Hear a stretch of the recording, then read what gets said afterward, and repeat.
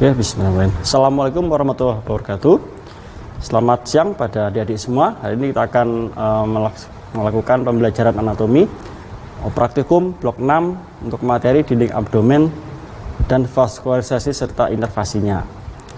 Mohon adik-adik bisa menyiapkan buku petunjuk praktikum, kemudian atlas, kemudian mungkin buku penunjang lainnya. Sini saya memakai buku anatomi klinis Kate Elmore, bisa digunakan, atau buku lainnya yang sesuai yang ada materi tentang dinding abdomen. Silakan bisa digunakan untuk membantu pembelajaran kita, karena kan kadaver atau prepat yang kita miliki mungkin tidak semuanya bisa menunjukkan bangunan yang ada di dalam buku petunjuk.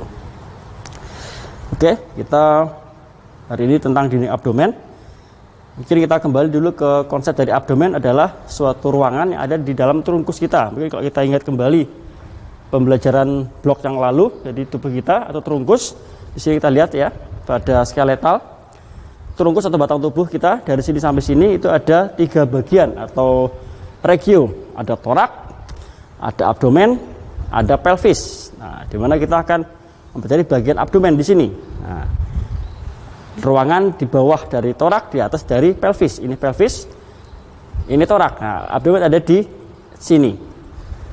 Nah, kita pelajari tentang dindingnya. Jadi kalau abdomen ada ruangan ya, ruangan atau rongga. Nah, rongga pasti dia punya dinding dan ada isinya atau viscera. Mungkin sudah dipelajari di traktus digesti dan nanti urinarius bagian isinya itu.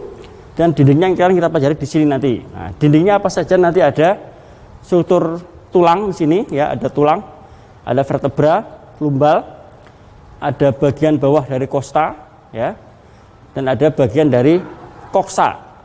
Ini akan membentuk batas atau bagian dinding yang berupa skeletal atau tulang.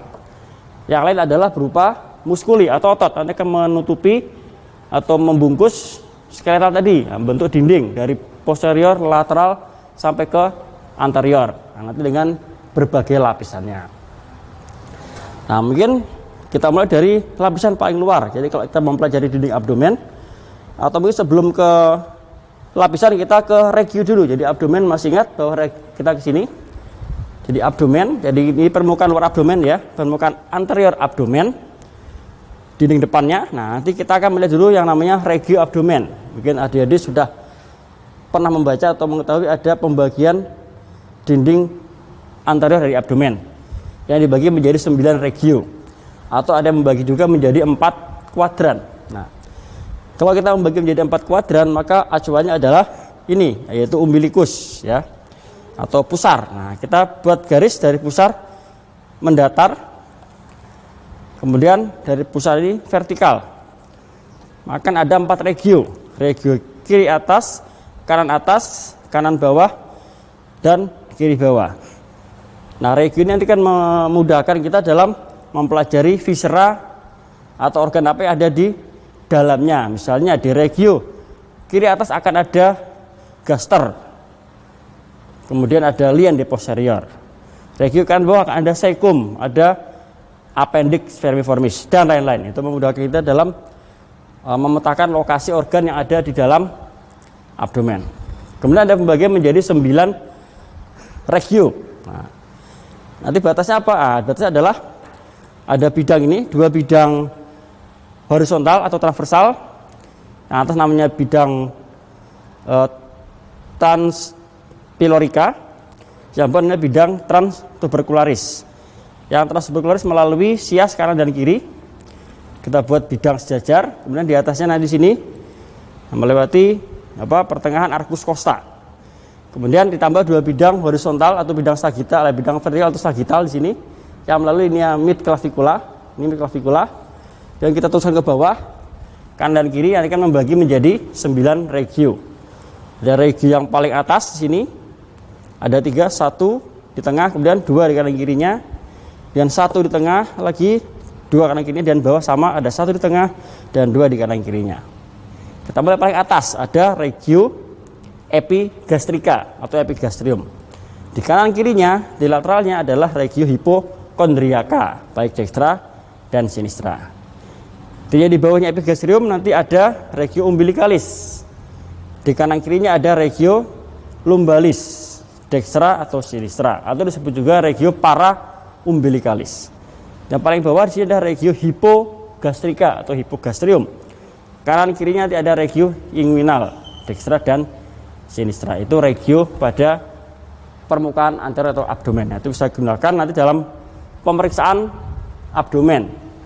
Untuk yang kuadran tadi kita untuk memudahkan dalam pemeriksaan viscera abdomen, sedangkan yang regio 9 tadi kita menggunakan dalam pemeriksaan permukaan atau dinding dari abdomen tersebut. Mungkin itu.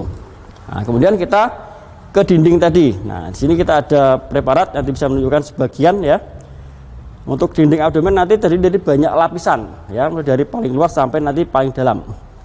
Nah, kita lapisan pertama mungkin bisa sambil dibuka di buku petunjuk.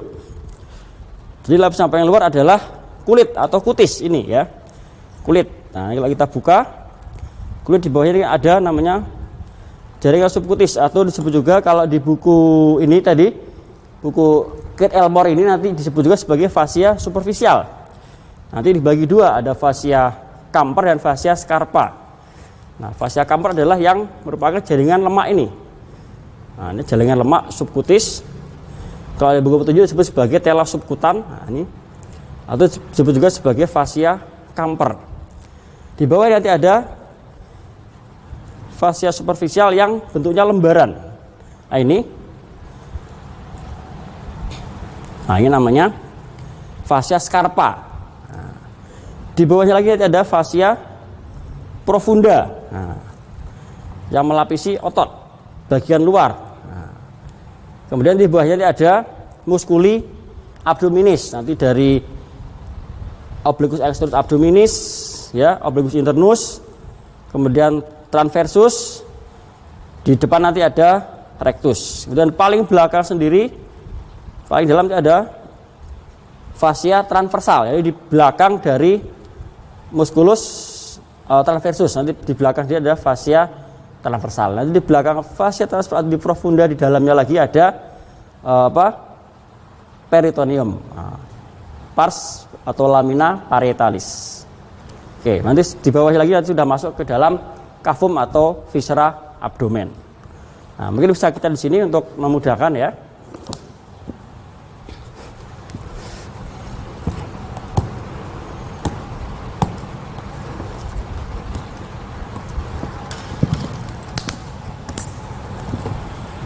Oke, ini tadi. Jadi kalau kita buka tadi ya, lapisan paling luar ada kutis, bawahnya nanti ada fascia superficial yang ada dua tadi, fascia Camper dan scarpa, 1, 2. Nah, bawahnya lagi ada fascia superficial, kemudian baru musculi. Musculnya ini tadi ya. Nah, ini yang putih ini adalah fascia superficial. Nah, ini bagian dari musculi abdominis ya. Ini nanti menyembulung ke depan. Kita ini dibuka adalah musculi abdomen. Beberapa lapis tadi, nanti paling dalam ini ada fascia transversal nanti di sini. Nah, paling dalam melapisi bagian paling dalam dari musculi abdomen. Nanti di dalam lagi sudah ada peritoneum yang melapisi viscera abdomen seperti itu. Jadi berlapis-lapis, memang cukup banyak lapisannya. Oke, itu lapisannya. Oke, sekarang kita menuju ke lapisan muskulinya atau otot-otot yang ada pada abdomen. Jadi otot pada abdomen nanti ada otot-otot di posterior ya, kemudian di anterolateral karena ototnya nanti berjalan dari samping terus sampai ke depan, dan ototnya di anterior. Nah, bisa kita lihat di sini ke manekin ini ya, kita lihat ototnya di bagian kanan ada otot dari superficial atau dari permukaan. Kita lihat otot dari anterolateral atau dari lateral ya. Nah, ini paling luar yang ini.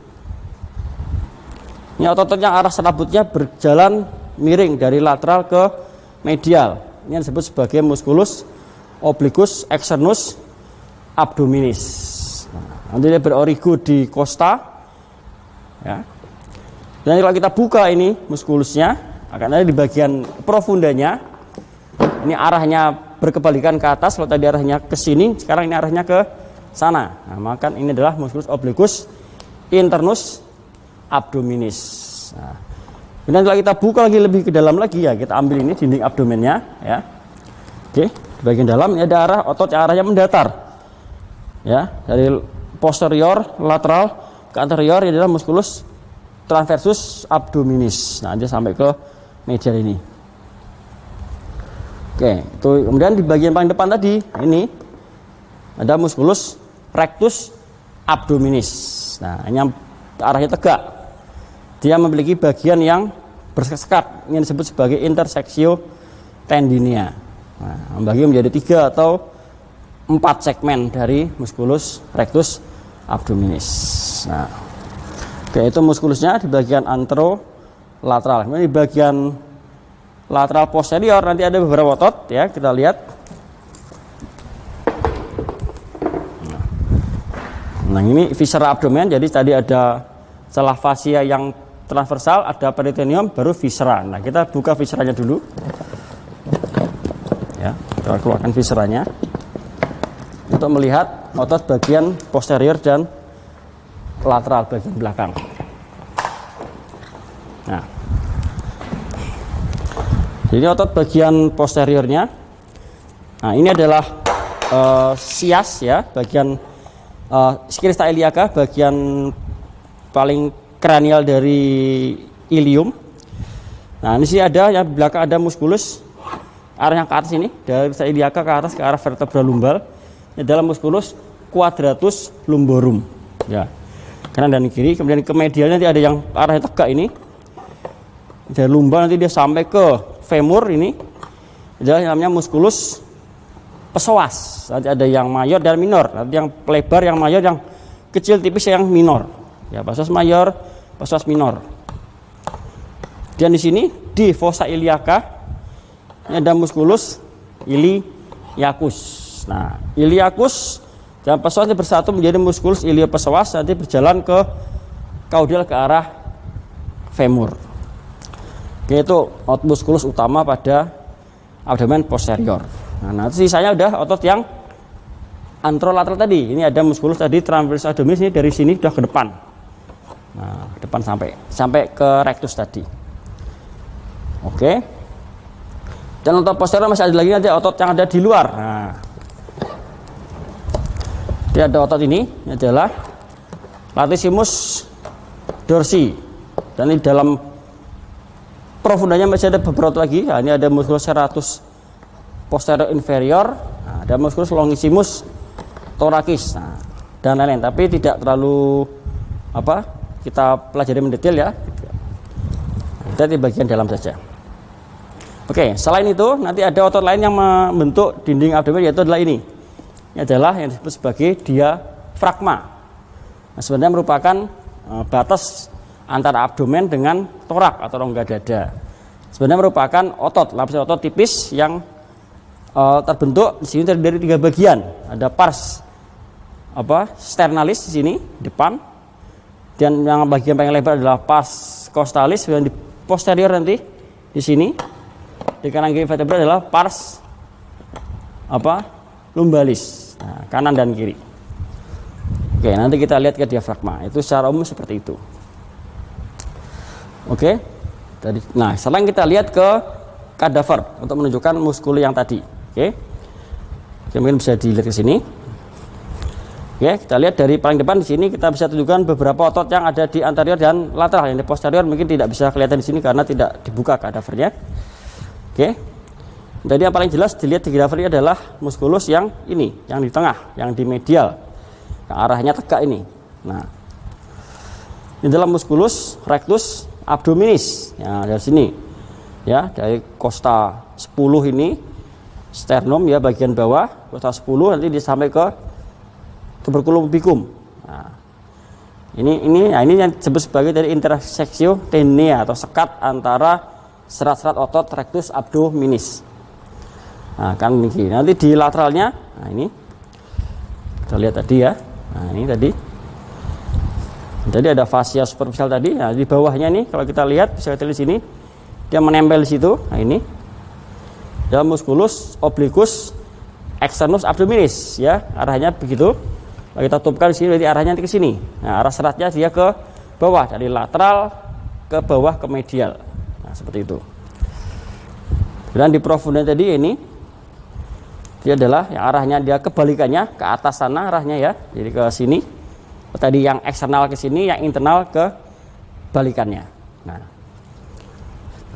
ini arahnya ini adalah musculus obliquus internus abdominis. Kita buka lagi di bagian profundanya lebih ke dalam, nanti ada yang tadi arahnya mendatar dari posterior lateral ke anterior adalah musculus ini adalah musculus transversus abdominis. Nah, ini harus sampai ke sini ya,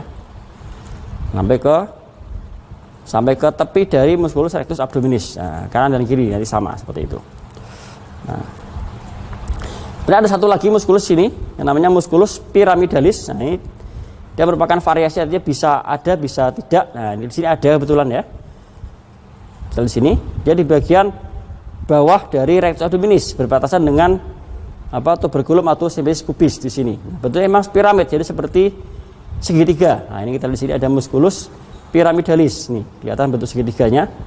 Ini sisi kiri, ini sisi kanannya, ini puncaknya di sini. Nah, bentuknya memang seperti segitiga, makanya namanya musculus pyramidalis. Nah, ini kadang ada, kadang tidak, ya, tidak selalu terbentuk. Tapi di sini ada.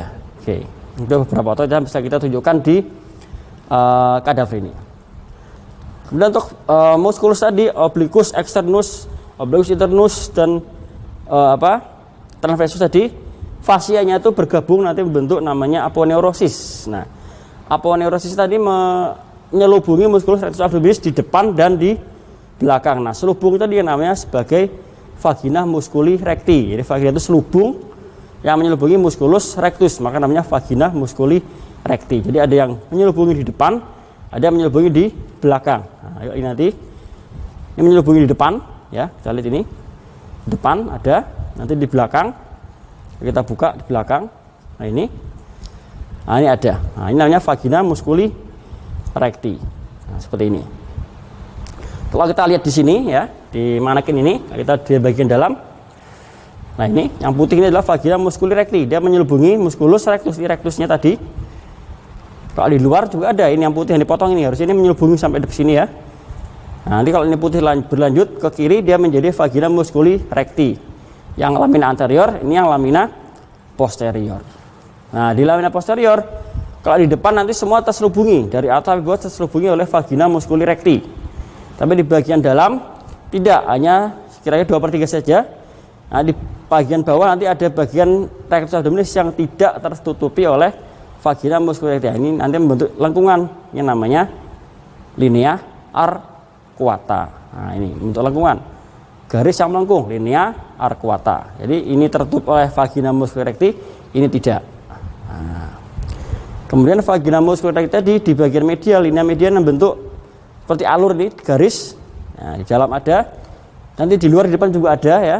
Nah, nanti yang disebut yang namanya adalah linea alba. Nah, ini ya, kita ambil lihat di sini. Ini ada linea alba, garis atau semacam alur yang dibentuk oleh vagina musculi recti bagian anterior. Ini semacam garis ke atas dan sampai ke atas di garis tengah tubuh kita. Ini linea alba. Oke.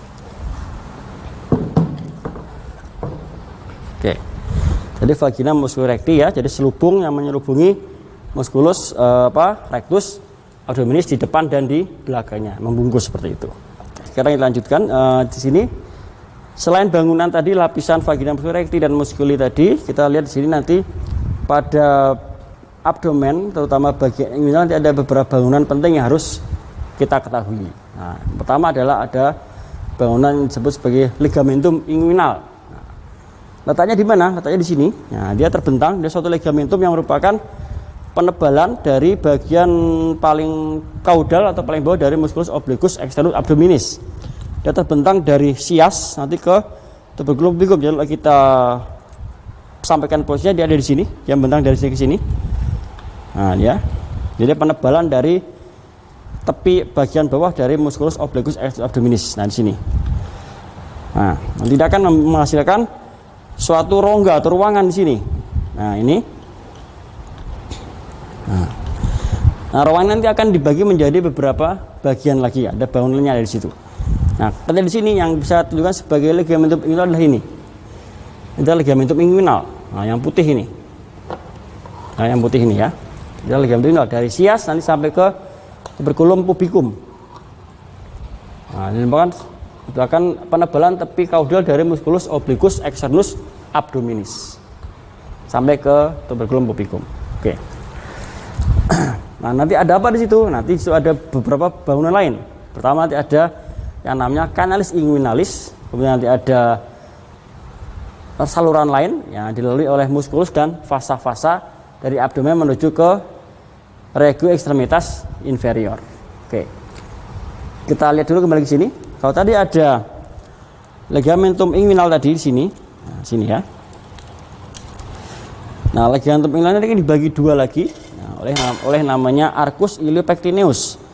Jadi sini masih ingat sini ada eminensia iliopubica atau iliopectin.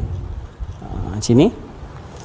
Dan ligamentum inguinal tadi, nah, dia akan membagi lagi di sini. Dari sini ada fascia atau semacam lapisan yang menuju ke ligamentum inguinal ke sini. Nah, sehingga dia akan terbagi menjadi semacam dua saluran atau dua bagian lateral dan bagian medial. Nah, bagian lateral nanti yang disebut sebagai lacuna musculorum.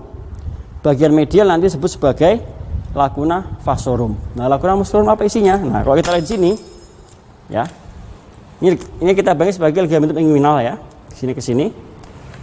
Nah, ini bagian yang lateral ini adalah lacuna musculorum. Apa yang lewat di situ? Yang lewat adalah dua muskulus ini, musculus psoas dan musculus iliacus, bergabung menjadi musculus iliopsoas dari abdomen ke regio femoralis. Nah, kemudian ini bagian medial adalah lacuna vasorum. Apa yang ada di situ? Yang lewat adalah dua fasa ini.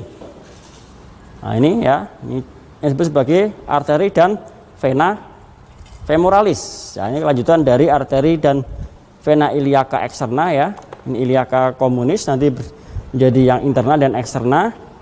Eksterna berlanjut menjadi arteri vena femoralis masuk ke daerah femoralis. Ini arteri, ini venanya. Nanti di sebelah medialnya lagi ada yang namanya canalis femoralis. Jadi canalis femoralis itu termasuk bagian dari lacuna vasorum. Nah, itu tidak ada isinya, emang hanya semacam rongga saja yang nanti bisa menjadi tempat terjadinya hernia femoralis. Nah, kemudian di bagian lebih medial lagi nanti ada yang namanya tadi canalis inguinalis. Ini saluran yang ada di inguinal. Nah, di sini, ini adalah pintu bagian dalamnya atau disebut sebagai annulus inguinalis yang profundus. Nanti di luar sini adalah annulus inguinalis yang superficial. Nah, dari annulus profundus ke superficial itu adalah saluran yang namanya tadi canalis inguinalis. Nah, isinya apa?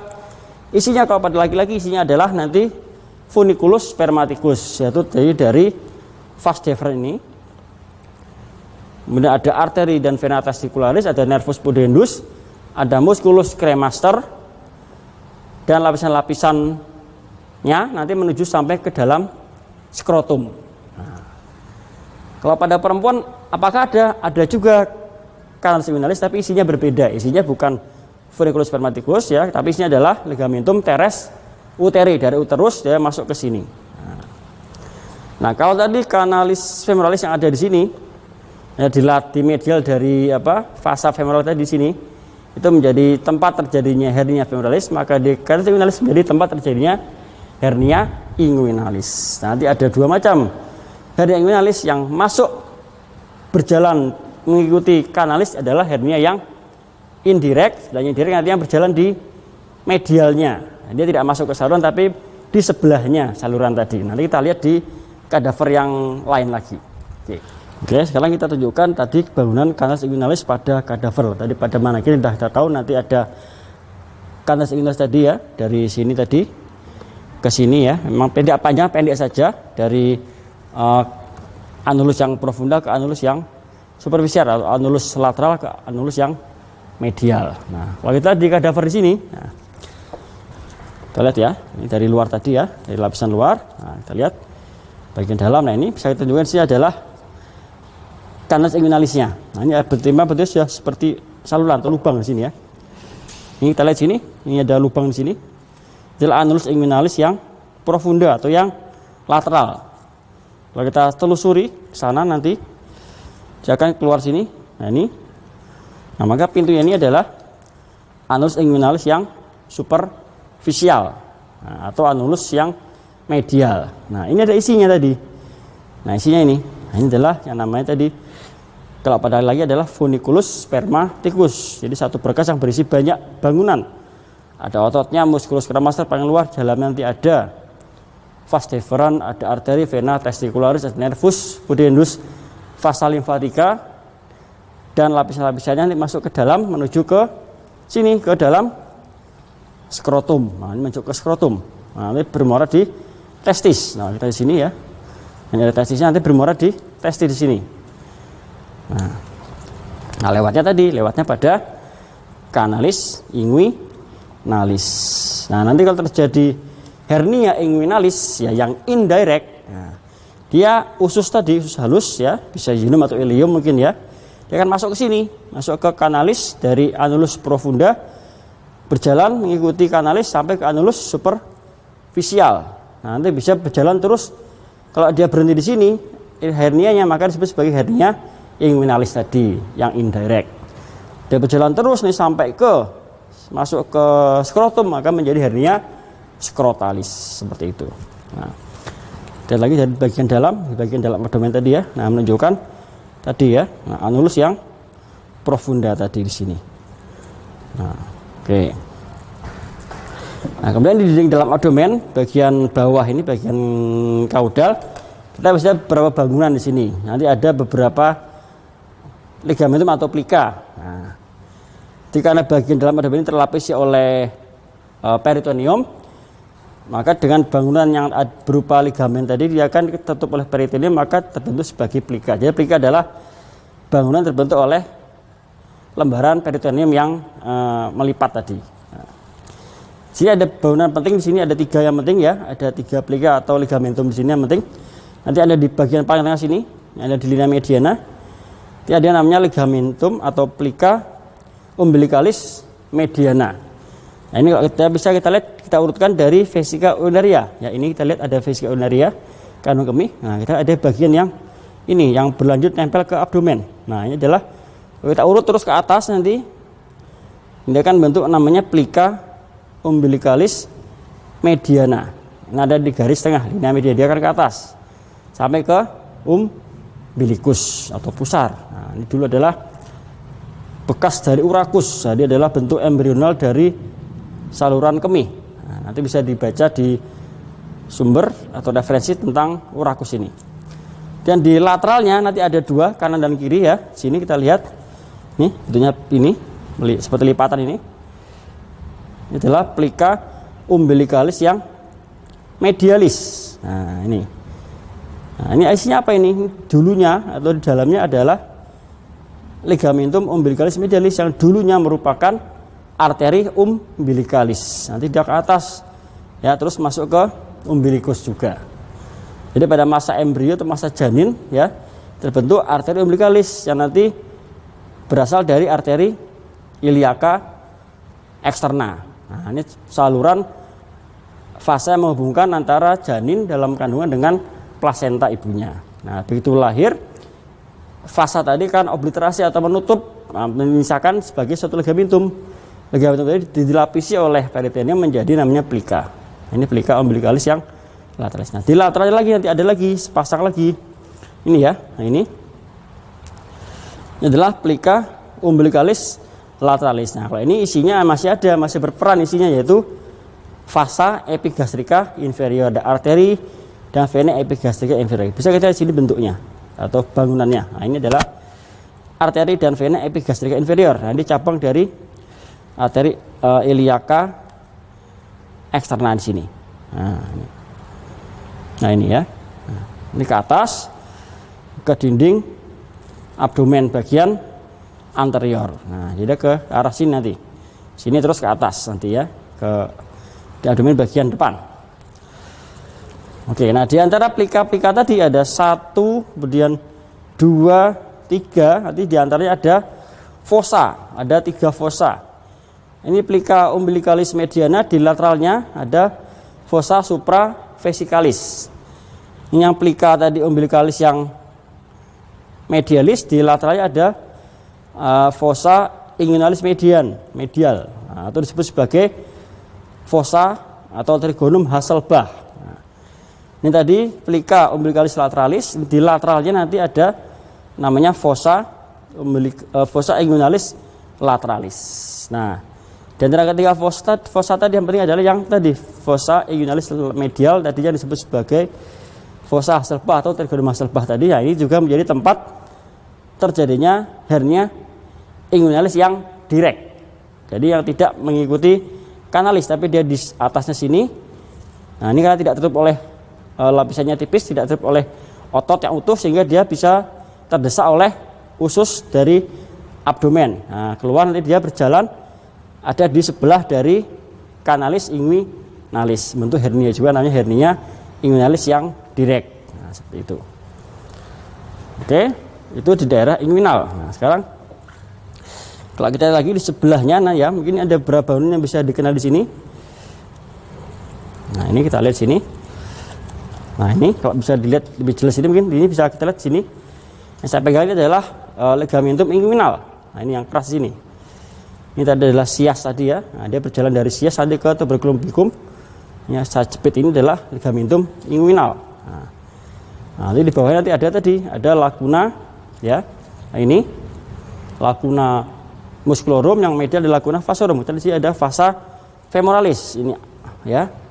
Ini yang masuk ini arteri dan vena femoralis, dia masuk ke dalam sana. Nah, masuk menuju ke daerah femoral. Nah, nanti di medialnya nanti ada tadi ada yang namanya kanalis femoralis yang juga merupakan ruangan terjadinya hernia femoralis. Tapi dia ada di medial dari vasa femoralis. Nah, sini tidak terlalu jelas karena dia sudah bergabung dengan organ lainnya. Oke, mungkin itu bagian inguinal. Kemudian kita menuju ke vaskularisasi. Jadi itu vaskularisasi abdomen ya.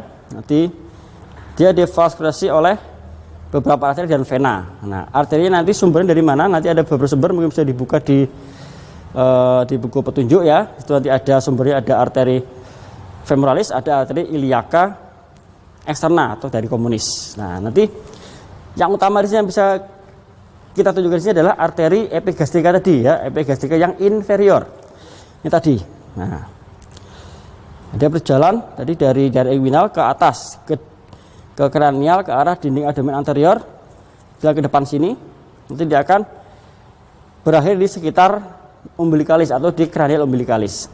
Nanti beberapa akan beranastomose atau bertemu dengan cabang dari arteri epigastrika seperti yang ada dari torak. Nah, itu ada epigastrika superior, ada thoracica interna yang berlanjut jadi epigastrika superior, nanti berlanjut ke abdomen bagian sampai ke kranial dari umbilicus.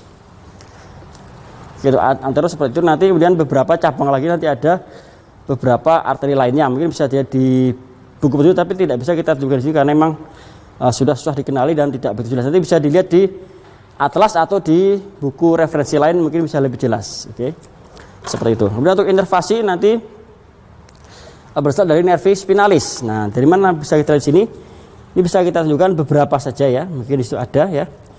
Jadi ada namanya nervi spinalis, masih ingat dulu mungkin di blok 3. Nervis itu adalah nervus yang bercabang atau berasal dari medulla spinalis, dari segmen-segmen medulla spinalis. Nah, segmen berapa? Ini dari segmen T12 sampai lumbal 1 atau 2. Dan percabangan beberapa nervus yang menuju ke dinding abdomen dari posterior, lateral sampai anterior. Nah, ini beberapa bisa kita tunjukkan di sini ya. Mungkin bisa kita diperjelas sini mungkin. Oke, nah ini.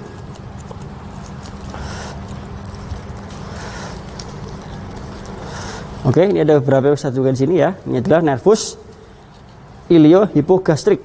Nah, kemudian bawahnya nanti ada nervus ilioinguinal. Nah, ini bisa di buku sudah ada ya beberapa bangunannya atau nervusnya. Ini iliohipogastrik yang paling atas ini. Harusnya ada satu lagi arterius subcostal, nervus subcostal, tapi sih sudah hilang sepertinya. Ada nervus iliohipogastrik dan ilioinguinal. Nah, dua ini nanti menuju ke dinding abdomen, ke ototnya, ke kulit dinding abdomen. Dan di kaudalnya nanti ada beberapa nervus lagi ya, bisa dikenal di sini. Ini ada nervus. Nah, ini ada nervus cutaneus femoris lateralis. Nanti menuju ke daerah kutan inguinal dan femoralis. Nanti bagian B media lagi ini, yang agak besar ini adalah nervus femoralis. Nanti ini lebih banyak dominan masuk ke regi femoral, ke arah ekstremitas inferior. Nanti di ada muskulus psoas tadi, di atasnya nanti ada muskulus nervus genito femoralis. Nah, beberapa bisa dilihat ya. Nah, ini ya cabangnya. Nah, sudah beberapa sudah yang hilang ya.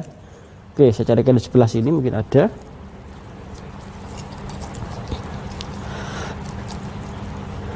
Udah hilang juga ya. Nah, sebenarnya sudah hilang ya. Jadi mungkin kita bisa lihat di atlas saja, mungkin bisa lebih jelas karena dia ada di permukaan dari muskulus psoas. Nanti berjalan di permukaan muskulus psoas, dan ke bawah itu ada nervus genito femoralis. Nanti cabang dia menjadi ramus genitalis nanti ke arah genitalia, dan femoralis nanti ke arah regi femur juga. Oke, itu yang inervasi ke dinding abdomen. Mungkin lebih jelasnya bisa kita lihat di atas atau di buku petunjuk seperti itu. Oke, mungkin itu yang bisa saya sampaikan untuk materi ini.